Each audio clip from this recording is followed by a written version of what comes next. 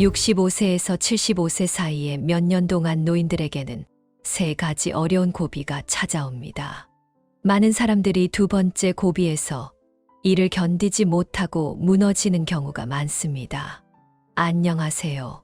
이것은 지혜의 흐름입니다.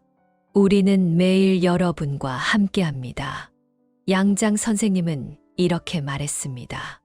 이 무력이 넘쳐나는 세상에서 인간으로 살아간다는 것은 실로 고된 일이다. 인생을 살아가면서 사람들은 각기 다른 시기에 다양한 어려움을 맞닥뜨리게 됩니다. 노년이 되면 역시 많은 일을 마주하게 되는데 이 중에는 좋은 일도 있지만 그렇지 않은 일도 존재합니다. 어떤 사람은 힘든 일을 맞닥뜨렸을 때 이를 받아들이는 내면의 힘이 부족하여 스스로를 더 괴롭게 만들고 이로 인해 심리적 타격을 받아 점점 더 힘든 상황에 빠지기도 합니다. 노년에 접어들었을 때 우리는 어떤 상황이든 마음을 비우고 더 넓게 바라보며 평온과 여유를 유지하는 것이 중요합니다. 고난은 모든 이의 인생에 흐르는 강물과 같으며 살아간다는 것은 결국 무거운 짐을 짊어지고 걷는 길과도 같습니다. 아무도 고통과 피로에서 벗어날 수는 없으며 우리는 모두 이를 이겨내야 합니다. 65세에서 75세 사이의 나이에 다다르면 인생은 세 가지 어려운 고비를 통해 우리 내면의 의지와 인내심을 시험하게 됩니다. 이러한 고비를 넘긴 사람들은 더 풍요로운 노년을 맞이할 것입니다. 첫 번째 고비는 자녀의 독립입니다. 세상의 모든 만남은 이별을 동반하기 마련입니다. 부모로서 자녀를 곁에 계속 묶어둘 수는 없으며 자녀가 성장하면 그들만의 삶을 가지게 됩니다. 자녀가 일을 하거나 가정을 이루게 되어 딸이 시집가고 아들이 결혼에 독립하게 되면 부모와 떨어져 사는 경우가 많습니다. 심지어 자녀가 멀리 떨어져 살게 되면 부모는 자녀의 부재를 견디는 방법을 배워야 합니다. 자녀는 바쁜 일상 속에서 직장과 가정을 돌보며 부모와의 만남이 줄어들게 되고 부모로서 그리움에 가득 차도 이를 방해하고 싶지 않아 망설이게 됩니다. 이럴 때는 인생의 자연스러운 이별을 받아들이고 필요하면 자녀를 찾아갈 수는 있지만 그들의 삶에 과도하게 관여하지 않고 여유를 주는 것이 가정관계를 유지하는 데 도움이 됩니다. 많은 부모들은 자녀가 곁에 머물기를 바라며 온 가족이 함께 사는 것을 원하지만 자녀는 자신만의 선택과 계획이 있습니다. 부모와 자녀 사이에는 피할 수 없는 이별이 존재하는 것이 현실입니다. 노년이 되면 자녀가 곁에 없더라도 부모는 스스로의 삶을 조정하고 취미와 관심사를 찾아가며 즐겁게 살아가는 방법을 찾아야 합니다. 이러한 삶을 통해 과거의 아쉬움과 상실감을 어느 정도 채울 수 있을 것입니다. 두 번째 고비는 건강 문제입니다. 수연의 시절에 사위 지훈이 수연의 부모님께 건강검진 티켓을 선물하며 검진을 권하였습니다. 수연의 부모님은 기쁜 마음으로 검진을 받았고 얼마 후 검진 결과가 나왔습니다. 수연의 어머님은 건강에 문제가 생겼다는 것을 알게 되었지만 곧바로 가족에게 알리지 않고 홀로 여행을 떠났습니다. 자신이 아프다고 말하며 바깥 세상을 보고 싶다고 했지만 내내 기분이 가라앉아 혼자 불안해하며 마음을 다스리지 못했습니다. 결국 가족의 격려로 마음을 다잡고 정밀 검사를 받게 되면서 심각한 병이 아니라는 것을 알게 되어 비로소 안도의 숨을 내쉬었습니다. 사람은 60세 이후에 건강에 문제가 생기기 쉬우며 심각한 경우 생명에 직접적인 영향을 미치기도 합니다. 어떤 이들은 병에 걸렸다는 사실을 받아들이지 못해 큰 심리적 타격을 받고 비관적인 생각에 빠지기도 하며 이러한 심리는 노년의 삶의 질을 떨어뜨릴 수 있습니다. 세 번째 고비는 배우자의 사별입니다. 속담에 이르기를 젊어서는 친구와 늙어서는 배우자와 함께라는 말이 있습니다. 노년에 접어들어 함께 온기를 나누고 손을 잡고 동행할 배우자가 있다는 것은 크나큰 위로가 됩니다. 때때로 다투기도 하지만 그로 인해 삶이 더욱 풍요로워지고 내면이 가득 차게 됩니다. 하지만 평생을 함께한 배우자가 먼저 세상을 떠나 홀로 남게 되면 삶은 단조로움과 허전함만이 남게 되고 내면은 깊은 외로움과 공허함으로 가득 차며 미래의 희망과 빛을 잃게 됩니다. 자녀들이 적절한 관심과 돌봄을 주려 해도 내 마음 속 배우자의 자리를 대신할 수는 없습니다. 분명히 생이별과 사별은 이 세상에서 가장 슬프고 고통스러운 일입니다. 특히 가까운 사람, 매일 함께하며 서로 의지하던 사람이 갑자기 떠나버리면 그 슬픔과 무력감은 이루 말할 수 없을 정도입니다. 현실에서는 많은 노인이 배우자의 죽음을 받아들이지 못하고 홀로 남겨진 삶에 적응하지 못합니다. 낙심하고 우울한 감정에 빠져 남은 생명을 서서히 소진하다가 결국 배우자를 따라 떠나게 되는 경우도 있습니다. 노년의 가장 힘든 고비는 배우자의 사별이라고 할 수 있으며 많은 사람들이 이 고비를 넘지 못하고 무너집니다. 그러나 떠난 사람은 이미 떠났고 남은 사람은 살아가야 합니다. 비록 배우자와 함께했던 시간이 행복하고 소중했더라도 떠난 이를 그리워하고 아쉬워하는 마음을 가득 품고 있을지라도 우리는 마음을 다잡고 남은 인생을 계속 걸어 나가야 합니다. 인생이란 결코 평탄한 길이 아니며 각 단계마다 여러 어려움과 장애가 기다리고 있습니다. 사실 인생에서 만나는 어려움이 두렵다는 것이 아니라 이를 극복하려는 의지와 노력이 부족할 때 우리는 비로소 좌절하게 되는 것입니다. 65세에서 75세 사이에는 이러한 세 가지 어려운 고비를 겪게 되며 모든 사람들이 이를 무사히 넘기고 평온한 노후를 맞이하기를 바랍니다. 저는 노정이라는 이름을 가진 63년생입니다. 저는 비교적 둔한 편이어서 평생을 살아온 뒤에야 깨달음을 얻었습니다. 60세를 넘어 퇴직한 후 하루하루를 소중히 살아가는 것이 진정한 축복이라는 것을요. 건강한 몸, 따뜻한 보금자리, 약간의 저축, 그리고 자녀들이 말을 잘 듣는다면 그것만으로도 참 행복한 일입니다. 게다가 7가지 변화를 더해 삶을 즐긴다면 그것이야말로 진정한 인생의 승리자의 것입니다. 첫째, 나이에 맞게 나이를 인정하라. 저는 승부욕이 강해 나이 들었다는 것을 쉽게 받아들이지 못하는 사람입니다. 퇴직 후에도 일을 인정하지 않고 회사의 재고용, 제안을 받아 다시 출근을 시작했습니다. 그러나 다시 일하러 간 것이 오히려 후회되는 일이었습니다. 퇴직은 퇴직일 뿐 다시 일하더라도 예전 직장으로 돌아가는 것은 결코 현명한 선택이 아니었습니다.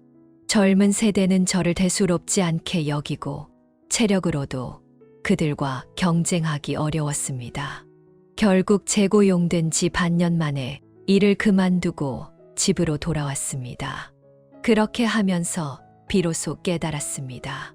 나이를 인정하고 그에 맞는 삶을 사는 것은 결코 패배가 아니라 현명함입니다.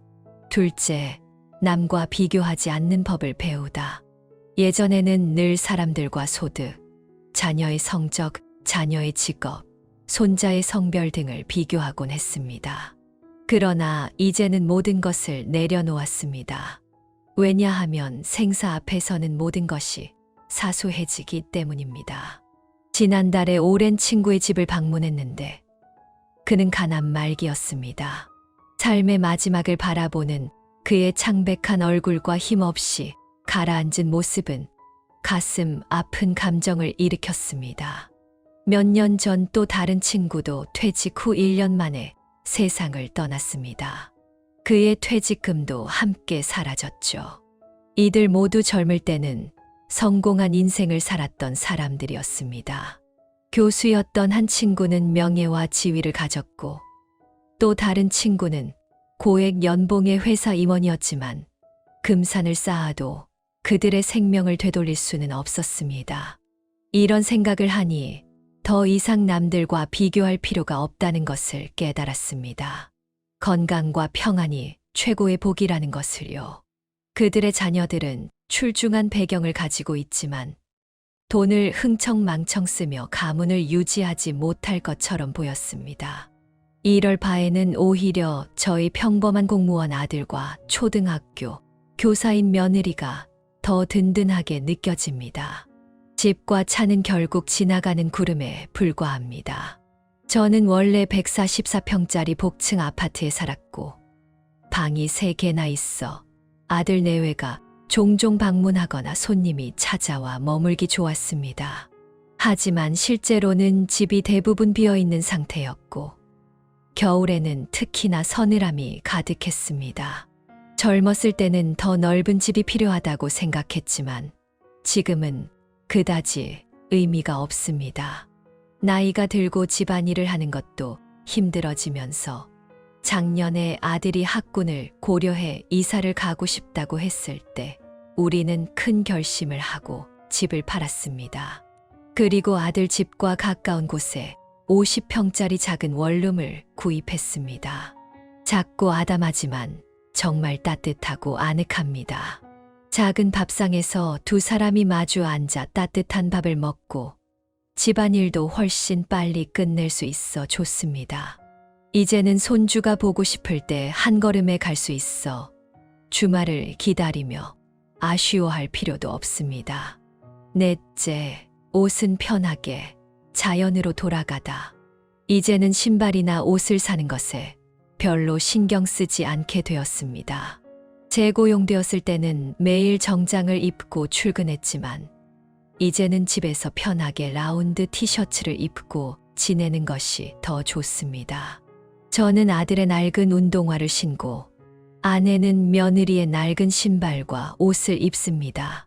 예전에는 옷을 굉장히 신경 썼고 꼭 양복에 넥타이, 셔츠, 정장을 입어야 직성이 풀렸지만 지금은 그런 옷들은 거들떠보지도 않습니다. 편안한 티셔츠와 잠옷이 제일 좋습니다. 다섯째, 식사는 간소하게, 외식이나 회식은 피하다. 처음 퇴직했을 때는 옛 동료들과 가끔 모여 소주 한 잔 기울이며 시간을 보냈습니다.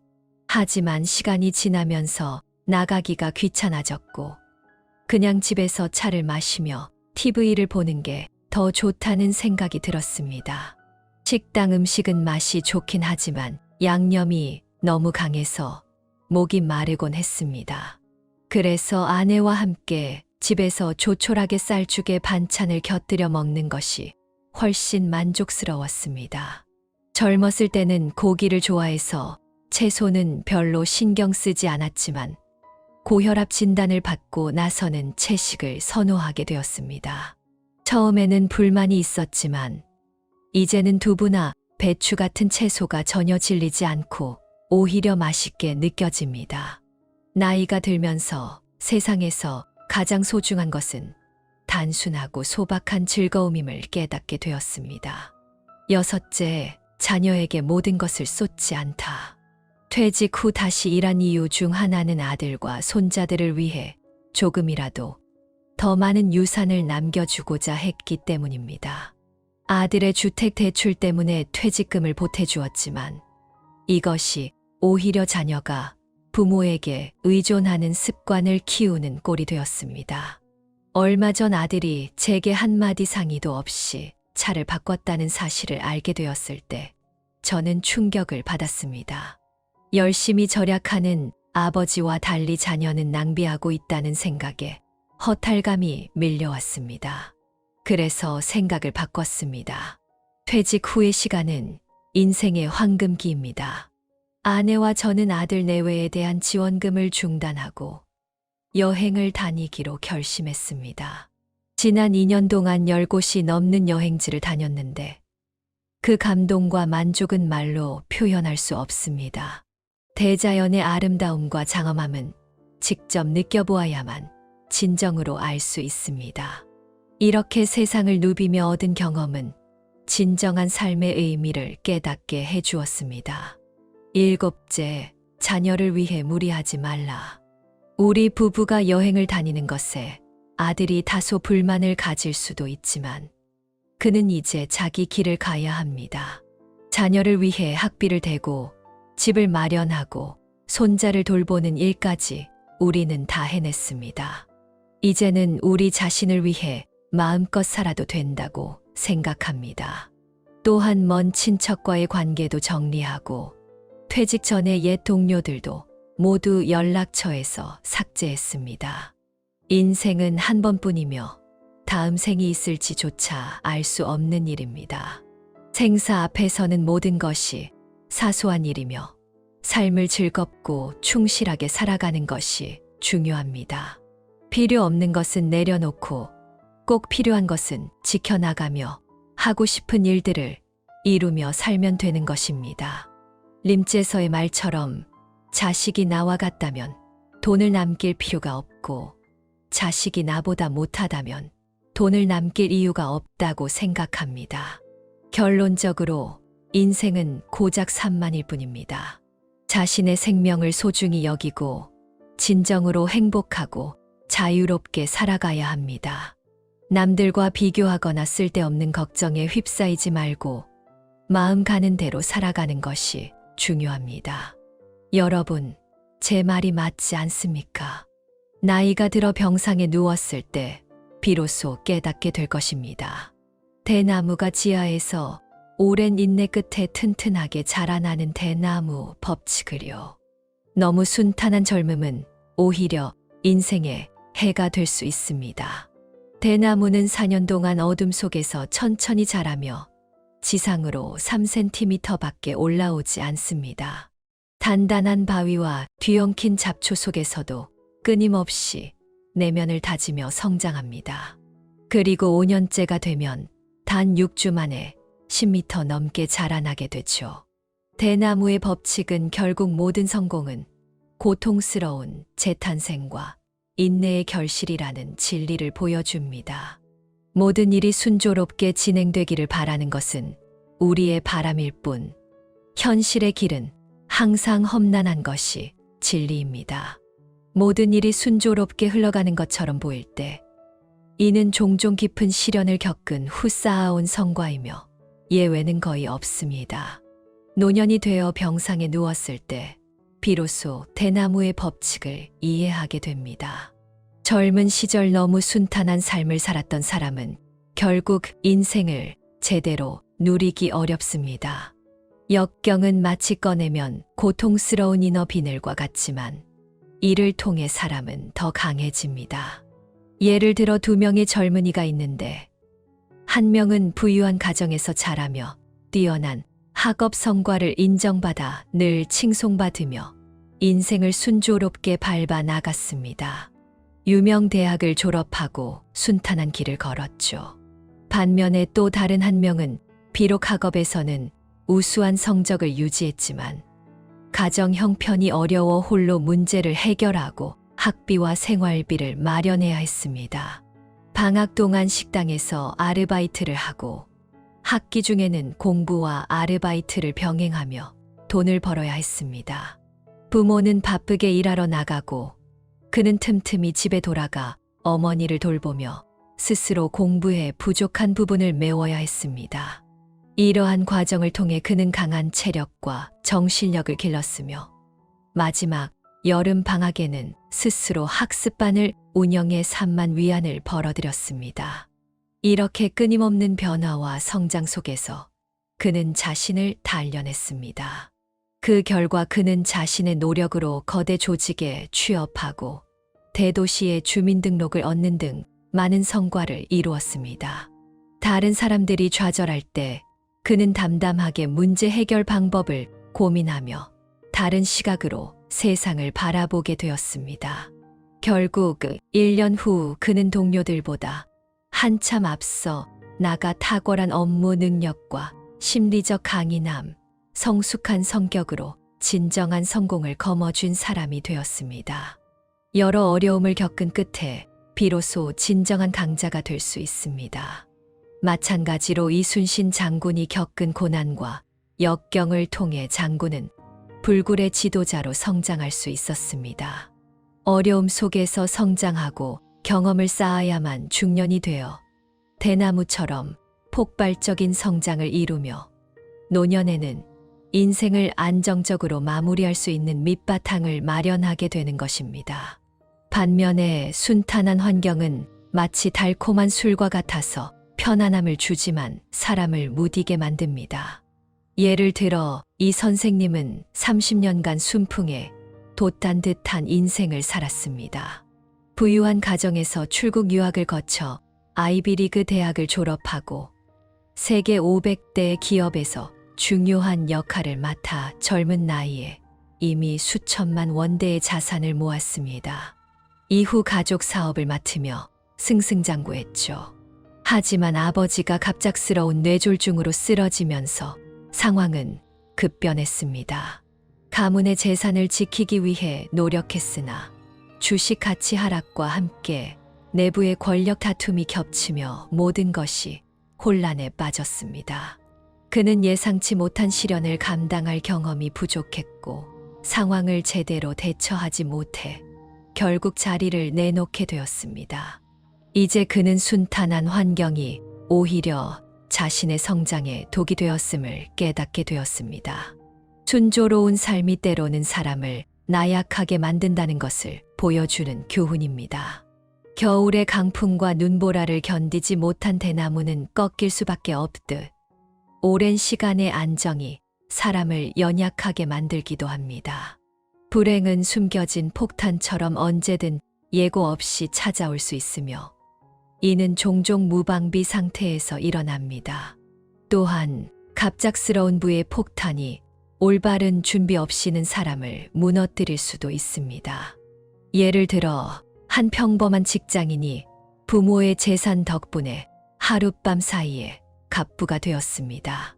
이후 그는 일도 그만두고 사치스러운 생활에 빠져 돈을 흥청망청 썼으며 큰돈이 평생을 지탱해 줄 것이라 생각했습니다. 그러나 예기치 않게 부모가 병에 걸려 치료비로 많은 돈을 써야 했고 자신은 명품과 호화 생활로 돈을 낭비하며 재산이 점점 줄어들었습니다. 몇 년 지나지 않아 그 많던 돈이 거의 바닥나자 중년의 나이에 다시 일자리를 찾아야 했습니다.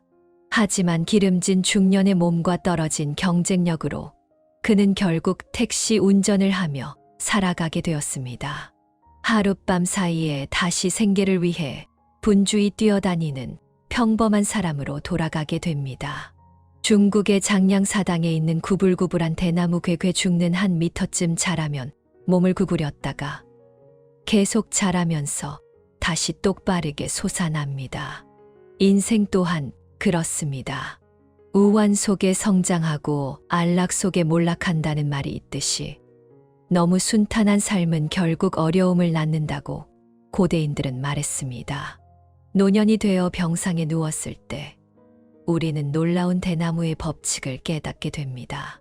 젊은 시절 너무 순탄한 인생을 살았던 사람은 평생을 제대로 누리기 어려운 것이죠. 중년이 되면 이 네 가지 상황에서 말수를 줄이는 법을 배워야 합니다. 중년이 되면 삶의 경험이 쌓이고 세상 일을 두루 겪으며 성숙해집니다. 이 시기에는 겉으로 드러나는 성급함이 차츰 사라지고 더욱 신중한 말과 행동이 요구됩니다. 말수를 줄이는 것은 단지 예의일 뿐만 아니라 지혜의 표현이기도 합니다. 첫째, 논란에 직면할 때는 침묵이 금입니다. 완벽한 사람은 없고 완벽한 일도 없습니다.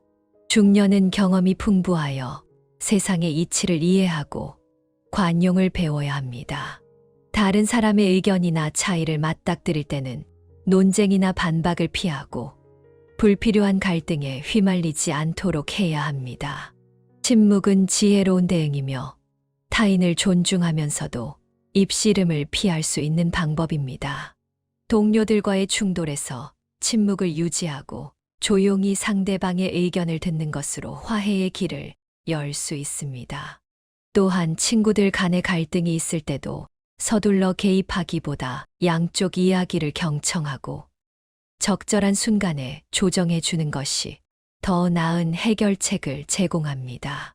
가족 간 의견 충돌이 있을 때도 침묵을 통해 감정을 가라앉히고 가족애가 결국 모든 다툼을 극복할 수 있도록 합니다. 침묵은 결코 약함이 아니라 배려와 지혜의 상징입니다. 중년이 된 우리는 논란 속에서 침묵을 유지하는 법을 배워야 하며 이는 우리에게 존경과 조화를 가져다 줍니다. 물론 침묵은 모든 상황에서 절대적인 것은 아닙니다. 원칙이 걸린 문제에서는 용기 있게 자신의 입장을 표명해야 합니다. 그러나 그럴 때도 신중하고 겸손하게 표현하는 것이 중요합니다. 둘째, 유혹 앞에서는 침묵이 방패입니다. 중년은 사회의 중추 역할을 맡고 있으며 가족과 일에서 많은 책임을 지고 있습니다. 돈, 지위, 미색 등 여러 유혹을 맞닥뜨리게 되지만 침묵은 이러한 유혹에 맞서는 방패가 됩니다. 동료의 뇌물을 정중히 거절하고 금전적 유혹에 흔들리지 않도록 해야 합니다. 또한 친구가 제안하는 고위험 투자에도 신중히 거절하고 정직한 방법으로 부를 축적하는 것을 선택해야 합니다. 미색의 유혹에 맞닥뜨렸을 때도 가정에 대한 충성심을 지키며 혼자만의 침묵 속에서 유혹을 물리치는 법을 배워야 합니다. 침묵은 중년의 자산을 보호하고 자신의 도덕적 기준과 명예를 지키는 힘이 됩니다. 중년은 올바른 가치관과 인생관을 갖추고 유혹을 멀리하여 내면의 순수함을 유지해야 합니다. 또한 가족과의 대화를 통해 정신적 지지와 격려를 나누며 내적 힘을 강화할 필요가 있습니다. 셋째, 역경을 맞이할 때 침묵은 힘이 됩니다. 중년에는 다양한 어려움과 시련에 직면하게 됩니다. 이때 자책이나 타인의 동정을 구하는 것은 오히려 자신을 약하게 만듭니다. 침묵은 내면의 힘을 축적하고 새로운 도전을 위해 마음을 가다듬는 방법이 됩니다. 일의 한계에 부딪혔을 때 침묵 속에서 자신의 돌파구를 모색하고 실패를 기회로 삼아야 합니다.